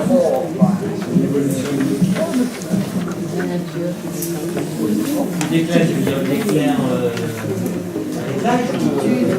Oui. Mais attention, la notion d'âge est quelque chose de très variable. C'est pas une pathologie. Pas une pathologie. Ouais, c'est ton avis. Oui, mais en même temps, on aimerait bien tous arriver le plus vieux possible, en meilleur état possible. Alors, on aimerait mourir en bonne santé. La bonne santé mentale. Bon, spirituel ou physique? C'est une vraie question. C'est une vraie question. Parce que c'est facile de dire oui ou non. Ah oui, mais il y a des fois, ça pose la question. Est-ce qu'on n'aimerait pas finalement ne pas vivre de déclin? Il y a des gens qui ont une peur de la déchéance physique, d'être dépendants des autres. parce qu'ils ont eu un problème de santé avec un handicap. Ils ont une perte de la déchéance qui est énorme, qui les angoisse, qui les terrorise. Donc c'est pas une question, voilà, c'est une question un petit peu piège. Hein. C'est pas une question si simple. Et on demande aussi aux médecins de répondre à ces questions. Il y a des gens qui nous posent la question. Donc, oui. Ce qui est un petit peu traître, c'est que c'est aussi les progrès de la technologie et de la médecine même qui font qu'on vit de plus en plus âgé, de plus en plus longtemps en situation de dépendance. Et du coup, ça fait d'autant plus peur, parce que se dit non seulement qu'on va peut-être décliner, mais combien d'années on va être dans ce déclin et maintenu. Ça pose aussi une question, ça. Avant, on mourait plus vite, quoi. Oui. Maintenant, on meurt plus vite quand on était mal. Non, mais vous êtes tout à fait dans le vrai du truc. Hein. Et c'est pour ça que la question de l'euthanasie sort assez fréquemment du suicide assisté, parce que les gens qui veulent mourir en bonne santé, bah, dans le suicide assisté, moi je vois pas bien puisqu'ils sont en bonne santé. Voilà, donc les questions elles rebondissent. Hein, et après il y a l'acharnement thérapeutique. Il n'y a pas de réponse en fait simple, c'est une réponse personnelle en fait. Et la réponse aussi on peut la trouver dans la dimension spirituelle. Excusez. Oui. Je pense bien quand on prend la question, enfin peut-être même ici, on peut ne pas sentir davantage le poids de cette question. Mais dans des pays où les gens ils ne vieillissent pas, ils meurent très jeunes, ben, la question du déclin des capacités de l'homme, je trouve que c'est une pathologie. Et ce qui fait que les gens ils cherchent à voir comment avoir cette espérance de vie assez élevée. Comme vous voyez dans des pays où l'espérance de vie ne dépasse pas 60 ans, ben, la question même ne se pose pas. Je n'avais pas prévu d'avoir un prêtre africain ce soir. C'est vraiment...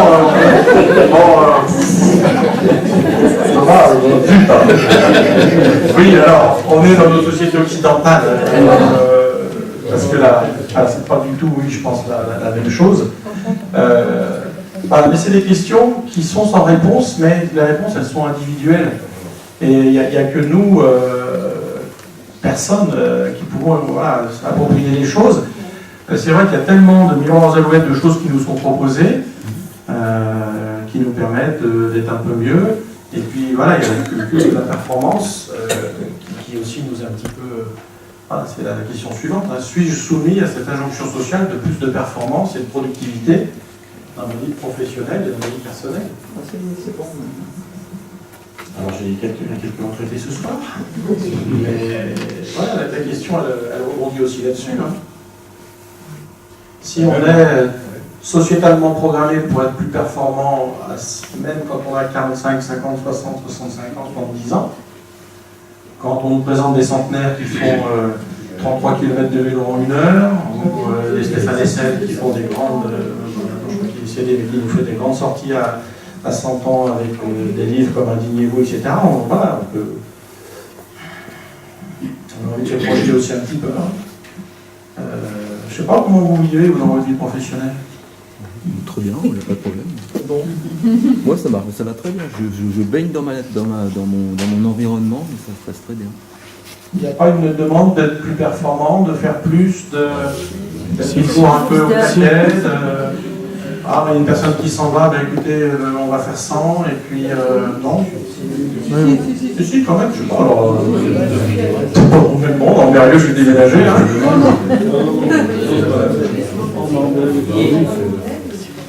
La traçabilité, toutes ces choses avec les nouvelles technologies qui s'implantent au niveau du travail, c'est pas toujours un outil qui nous facilite la vie.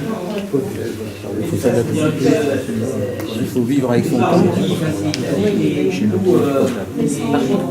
Les exigences sont remontées d'un cran. On augmente le nombre de personnes, quand on baisse le nombre de personnes, parce qu'on a un outil informatique qui le fait. Donc voilà, il y a une productivité qui est espérée. Ben voilà, qui est espérée.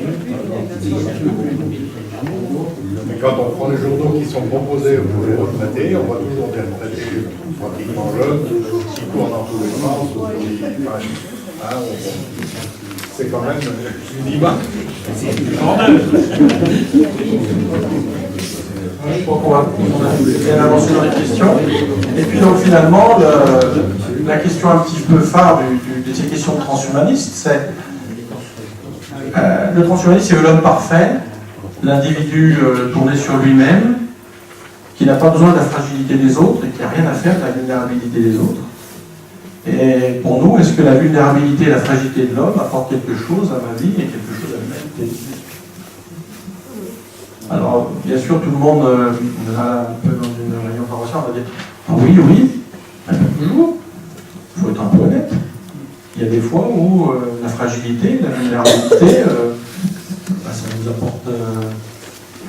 C'est pas si clair que ça nous apporte quelque chose, ça apporte quelque chose à l'humanité. Si c'était si clair, on n'aurait pas eu autant de situations où les êtres vulnérables et faibles ont disparu. Et on n'aurait peut-être pas aussi la vision qu'on a du handicap chez nous, où le handicap acquis dans un accident de VTT ou d'escalade, ça passe bien, mais le handicap à la naissance d'une maladie comme la trisomie, ça passe pas du tout. Hein. On va aller voir. Hein. Donc c'est des... Moi, je pense aussi aux personnes qui sont en EHPAD. La peur que beaucoup de personnes ont d'aller les visiter. Parce qu'on est mis en face justement de personnes fragiles, vulnérables, et ça nous renvoie à nous-mêmes, et c'est insupportable. Donc, c'est pour ça qu'on les met dans les EHPAD et que on ne va pas les visiter. Le comité consultatif d'éthique a posé en 2018 une petite alarme en disant par exemple de ghettoisation des anciens qui sont mis dans les EHPAD pour les... Voilà, on les voit plus, on les voit pas. 75% des 600 000 personnes en EHPAD ne veulent pas y aller. Ils y vont parce que c'est comme ça, il n'y a pas le choix. 99%. Dans les études, c'est 75, parce que c'est une étude un peu médicale. 40% sont dépressifs et 11% ont des idées suicidaires. Ça, c'est les chiffres. Donc après, si on veut faire une loi sur le suicide assisté, ça va faire de la place dans les EHPAD. Il y aurait certainement une réflexion sur cette question-là, parce que la réponse est pas si simple. Qu'est-ce qu'amène la vulnérabilité et la fragilité dans nos sociétés? Est-ce que ça nous amène L'arrivée d'un enfant handicapé dans une famille, ça peut être un soutien, ça peut être quelque chose de formidable, ça peut être vraiment des très belles choses, ça peut être aussi un drame. Ça peut être l'explosion de la famille. On ne sait pas à l'avance. On sait que si on accompagne, si dans l'environnement sociétal est porteur, les choses se passent mieux ou pas trop mal, mais ça peut être un drame. Donc il faut, on n'est pas là pour jeter la pierre, on est là pour... la réponse, elle n'est pas simple. Et l'idée, c'est de réfléchir pour trouver un peu des réponses. Alors la première conclusion, il y a plusieurs conclusions, c'est Jean de La Fontaine. La grenouille qui voulait devenir aussi grosse qu'un bœuf. Une grenouille vit un bœuf qui lui sembla de belle taille.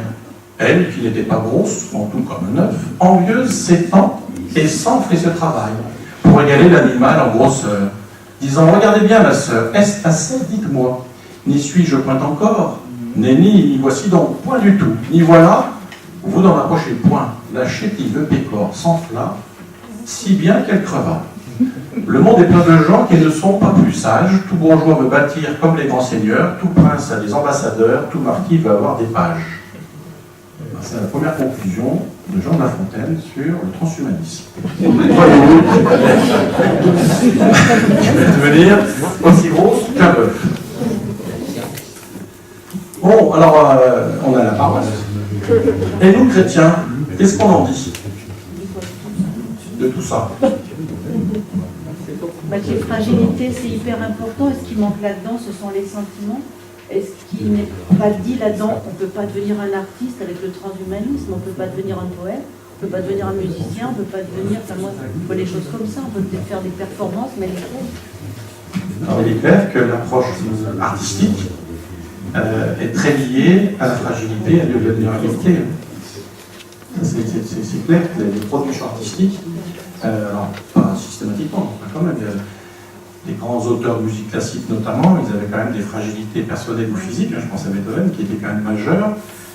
Les jazzman récents, on en voyait, il y avait, comment il s'appelait là, Petrucciani, Vous le croisez dans la rue, vous faites « Wow, il a échappé celui-là, hein, il a échappé ». Oui, c'est un artiste phénoménal. Alors, les chrétiens, qu'est-ce qu'on en dit? Pour la technologie, là, je cite Laudato Si, le pape. Il est juste de se réjouir face à ces progrès et de s'enthousiasmer devant les grandes possibilités que nous ouvrent ces constantes nouveautés, parce que la science et la technologie sont un produit merveilleux de la créativité humaine, ce don de Dieu. Ah ou non? La technologie a apporté remède à d'innombrables maux qui nuisaient à l'être humain et le limitaient. Nous ne pouvons pas ne pas valoriser ni apprécier le progrès technique, surtout dans la médecine, l'ingénierie et les communications. Je crois que c'est clair sur la position par rapport au pape et l'Église par rapport à la technologie. Néanmoins, le fait que l'homme moderne n'a pas reçu l'éducation nécessaire pour faire un bon usage de son pouvoir. Parce que l'immense progrès technologique n'a pas été accompagné d'un développement de l'être humain en responsabilité, en valeur et en conscience. C'est ce qu'on disait chez les petits avec leur tablette. Hein.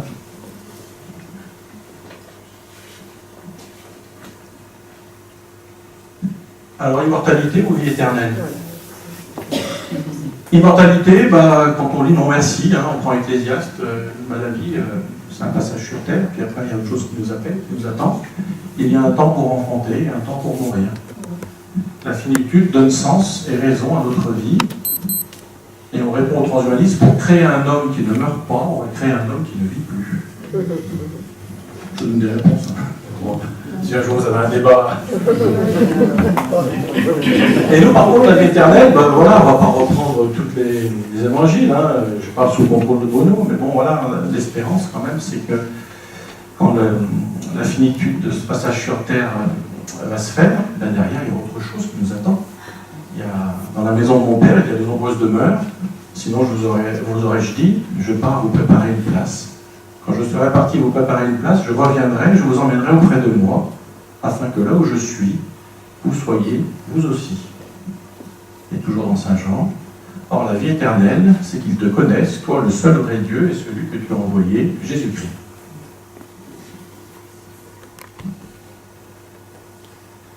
Alors l'homme peut-il être créé par l'homme ou créé par une machine?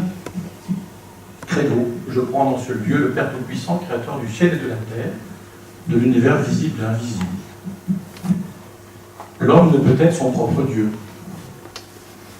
Le serpent dit à la femme, pas du tout, vous ne mourrez pas. Mais Dieu sait que le jour où vous en mangerez, vos yeux s'ouvriront et vous serez comme des dieux, connaissant le bien et le mal. Cette phrase de la Genèse, pour moi, elle synthétise bien un petit peu toute cette fascination qu'on peut avoir sur la nouvelle technologie, sur toute cette science. Voilà, vous serez comme des dieux.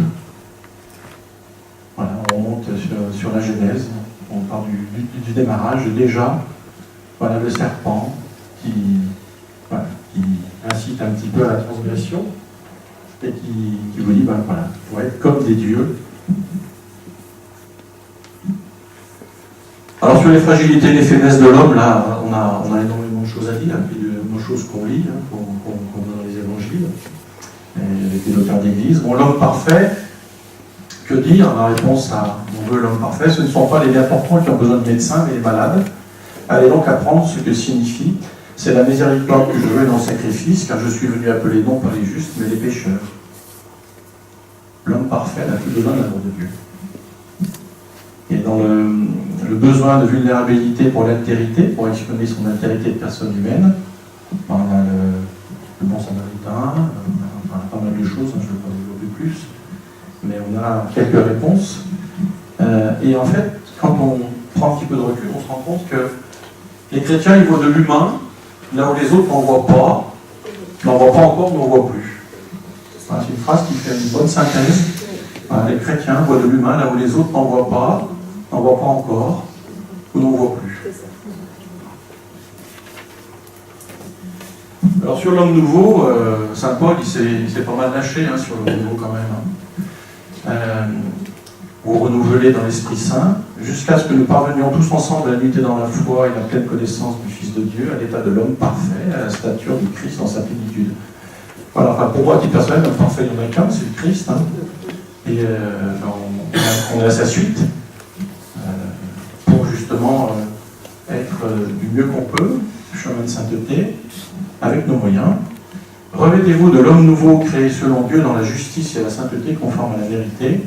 Et l'homme nouveau, c'est voilà, l'homme renouvelé par l'Esprit Saint, c'est le baptême.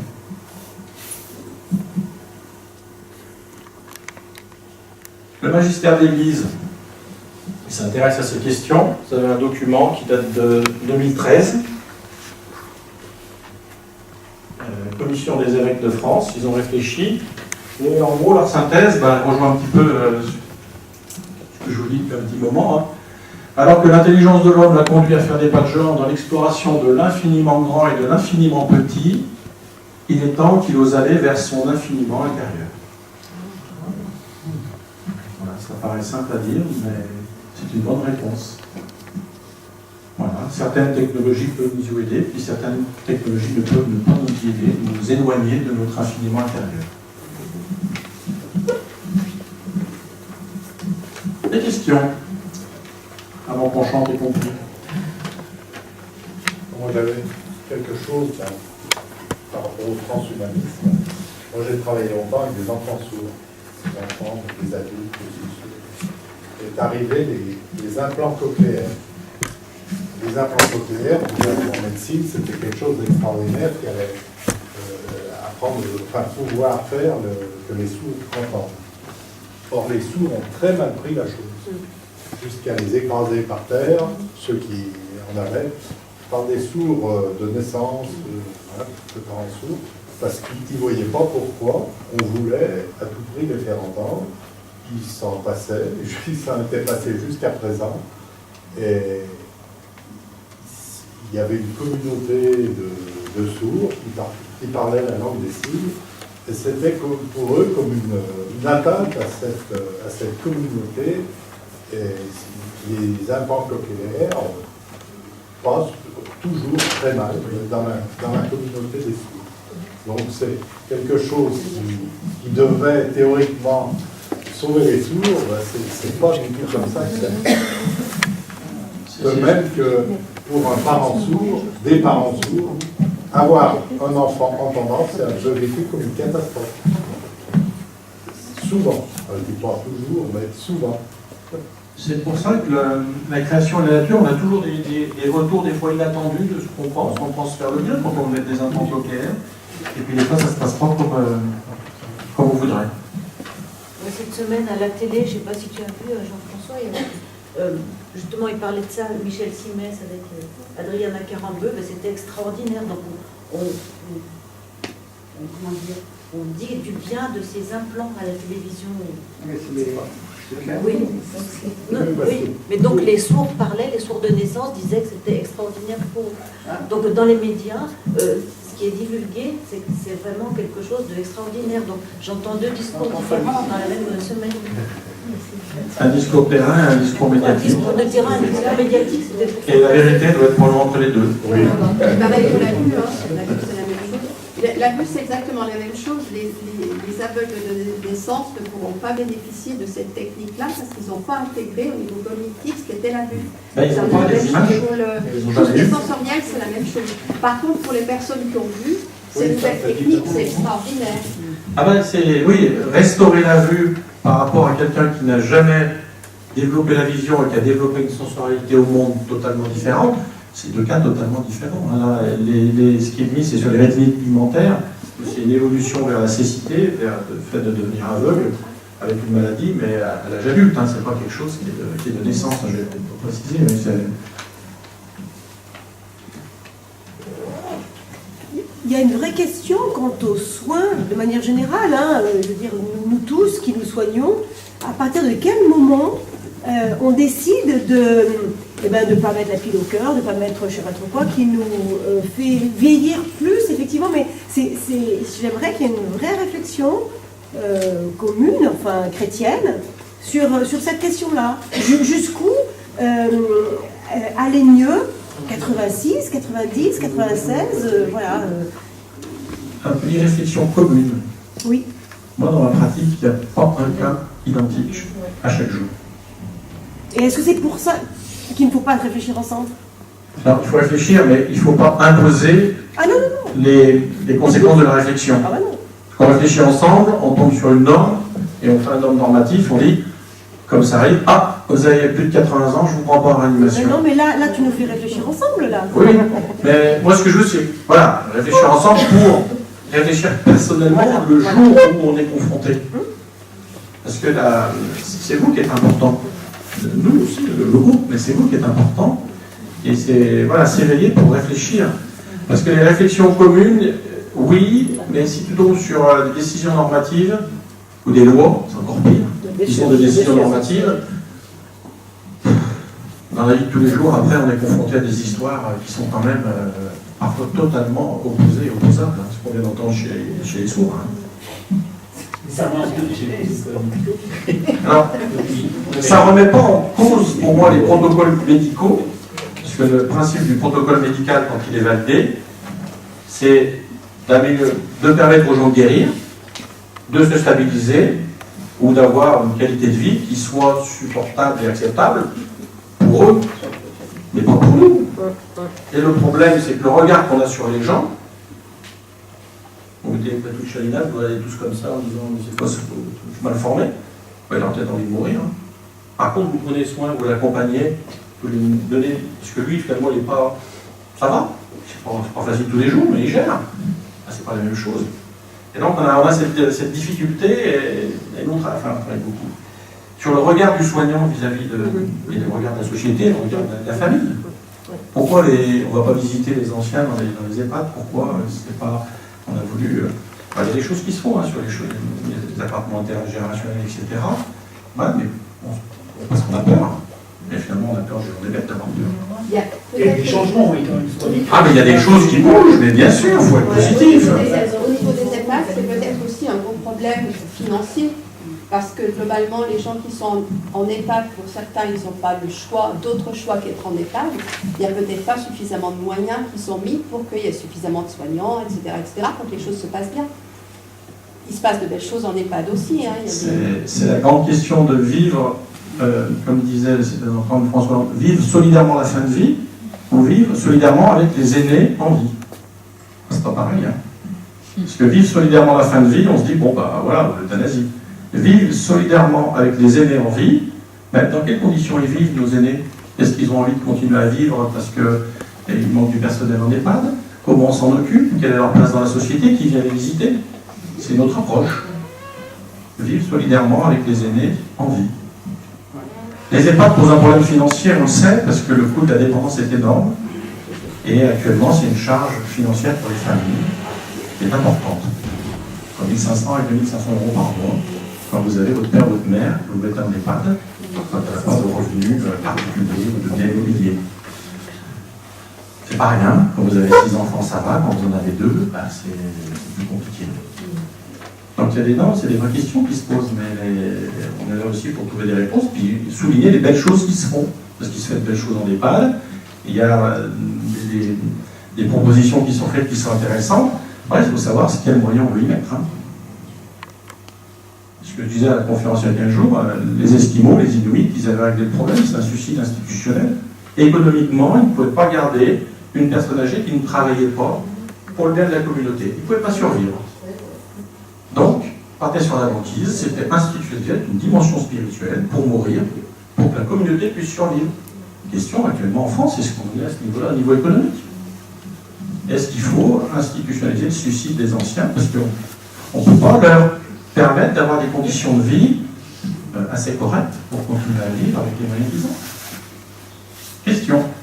Voilà, c'est un peu le bouchon. Bah oui, je suis là pour pousser le bouchon. Très loin, parce que c'est pas la réalité du tout.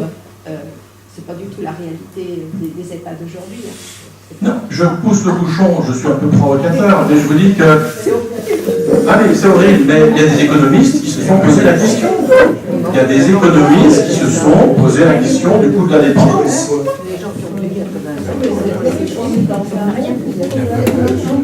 On n'entend pas. Alors, c'est quoi la question? On n'entend pas. On est dans un monde où il n'y a que l'argent. Non, l'argent, c'est un moyen de communication entre les hommes, c'est un moyen de développer des technologies, il ne faut pas le négliger, Le problème, c'est qu'il faut savoir où on met les priorités. Et on n'a pas, je crois qu'on n'a pas les réponses pour l'instant. Bon. J'ai beaucoup aimé votre exposé. Merci. Ce que je dirais, c'est que la science, pour moi, reste artificielle. Je vais m'expliquer. Oui, je veux bien. Tout ce que vous avez parlé dans la science, c'est pour le travail de la réparation du corps de l'homme. C'est soit de permettre à une personne de retrouver sa mobilité. Moi, je vois bien, je n'ai pas de dents, je mis un dentier, ben, je peux manger. J'entends mal, j'ai des appareils, je peux entendre. Donc la science est un bon quand elle reste dans un travail de ce sens-là. Mais il y a une autre science, qui est la science spirituelle. L'homme a besoin de deux santés. La santé du corps, l'équilibre de tous ses organes qui fonctionnent bien, mais la santé de l'esprit. S'il y en a un des deux qui n'est pas en unité, eh bien, il sera toujours malade. Et à quoi sert de lui avoir des yeux s'il perd le sens de l'amour ou le sens de la relation à l'autre? C'est pour ça qu'aujourd'hui, je me méfie de toute connaissance artificielle, parce que nous avons besoin aussi d'une connaissance du cœur, de l'expérience. Et cette expérience, c'est ce qui nous fait tenir debout. Et Dieu nous la donne. L'expérience humaine aussi. Ces deux expériences, je les prends comme un cadeau. Mais je ne peux pas prendre que l'expérience humaine et laisser l'expérience de Dieu. Et ça me fait très mal aujourd'hui de voir un monde qui déchire entre l'expérience spirituelle et l'expérience humaine. Parce que l'homme se trompe là. Je le dis. Je vous suis tout à fait, c'est parfait. Tout ça, on va pouvoir conclure avec un petit chant, qui va en prier. On va pouvoir se confier au Seigneur. Donc, conclusion numéro 2. Louis sois-tu, mon Seigneur, avec toutes tes créatures, spécialement Messire Frère Soleil, qui est le jour et parmi qui nous illumine. Et il est beau et rayonnant avec grande splendeur de toi, très haut, il porte le signe. Loué sois-tu, mon Seigneur, pour Sœur Lune et les étoiles, dans le ciel, tu les as formées, claires, précieuses et belles. Loué sois-tu, mon Seigneur, pour Frère Jean, et pour l'air et le nuage et le ciel serein, et tous les temps, par lesquels à tes créatures tu donnes soutien. Loué sois-tu, mon Seigneur, pour Sœur Eau, qui est très utile et humble, et précieuse et chaste. Loué sois-tu, mon Seigneur, pour Frère Feu, par lequel tu illumines la nuit. Il est beau et joyeux, et robuste, et fort. Et puis je vous invite peut-être à lever pour chanter. Vous pouvez me rejoindre. Que tes œuvres sont belles, que tes œuvres sont grandes, Seigneur, Seigneur, tu nous combles de joie. Que tes œuvres sont belles, que tes œuvres sont grandes, Seigneur, Seigneur, tu nous combles de joie. C'est toi le Dieu qui nous a fait, qui nous a méfiés à la terre, tout homme est une histoire sacrée, l'homme est à l'image de Dieu. Que tes œuvres sont belles, que tes œuvres sont grandes, Seigneur, Seigneur, tu nous combles de joie. Que tes œuvres sont belles, que tes œuvres sont grandes, Seigneur, Seigneur, tu nous combles de joie. Ton amour nous a façonnés, tirés du ventre de la terre. Tout homme est une histoire sacrée, l'homme est à l'image de Dieu. Que tes œuvres sont belles, que tes œuvres sont grandes, Seigneur,